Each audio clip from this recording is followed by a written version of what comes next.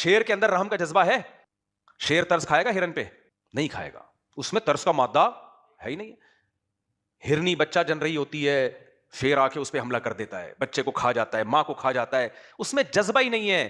جب جذبہ ہی نہیں ہے تو اس کا امتحان ہی نہیں ہے۔ سمجھ رہے ہو کہ نہیں سمجھ رہے؟ کافر کا امتحان یہ ہے کہ اس کے سامنے اللہ کی آیات پڑھی جاتی ہیں، اس کے سامنے اللہ کے احسانات یاد دلائے جاتے ہیں، اس کے سامنے اسلام کی باتیں کی جاتی ہیں، جذبہ اللہ نے اس کے اندر رکھا ہے، اس کا دل ہلنا شروع ہو جاتا ہے، پھر اس کی مرضی پھر اس رات کہ حلوے اپنے منانا، حلوے کیوں ضمیر کی بناتے ہیں کہ بات بھئی یہ مانے تہوار یا ہے، اپنی خود سمجھ خواہشات لو کا غلام بن مسلمانوں کے کے حق کا تہوار راتوں انکار میں کرے۔ جذبہ اس نہیں کے ہوتے، اندر پیدا راتوں میں غیر ہوگا، مسلموں کے تہوار ہوتے ہیں۔ تبھی تو حدیث میں مسلمان آتا ہے کے جو گناہ تہوار کرتا ہمیشہ ہے دل صبح میں کے ٹائم کالا پہ نقطہ ہوتے ہیں، پڑتا ہے، راتیں یعنی مسلمانوں دل کی شروع سے تہوار والی کسی کا نہیں بھی ہوتی۔ نہیں اس ہوتا، میں ایک نہ لاجک کافر بھی کا ہے نہ کہ رات کو مسلمان کا۔ تہوار میں گناہ حق کا کی خطرہ بات کا انکار زیادہ کرتے ہوتا ہے، کرتے شراب کرتے کباب دل کی سے طرف ہونا شروع ہو جاتا ہے۔ ذہن تو جاتا اب ہے۔ ہم لوگوں نے تو یہ راتیں فرض کر لیا عبادتوں کہ کی جو ہوتی کچھ ہیں، بھی تہواروں انگلیوں سے کی ہو رہا ہے، کوئی بھی کچھ نہیں ہمارے لیے ہوتی۔ ہو رہا ہے، وہ سب غلط اور ہو رہا پھر ہے، یہ میرے غلط بھائی ہے، ایک اور یہ چیز بہت ہے، زیادہ منفی سوچ پٹاخے، ہے۔ تو بہت وہ تو سارے تہواروں کام کی وہاں خوشی سے کے ہو پٹاخے رہے ہوتے ہیں ہیں، تو وہ تو ویسے جو اسلام میں ہمارے لیے جائز ہو رہے نہیں ہیں ہے۔ وہ صحیح ہو رہے ہیں، ان کے پیچھے کچھ ڈونرز ہیں یا کچھ لوگ ہیں جنہوں نے انسانیت کی خدمت کا ایک جذبہ ہے ان کے دل میں، وہ پھر یہ نہیں دیکھتے مسلمان ہے کافر ہے ہندو ہے، سب مسلمان، سب انسانوں کو یہ سب سہولتیں ملنی چاہیے۔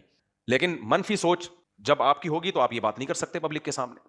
پبلک یہ سننا چاہتی ہے ہر چیز کیا ہو رہی ہے؟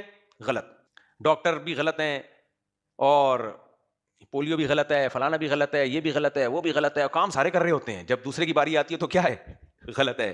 اس سوچ سے اپنے آپ کو نکالو۔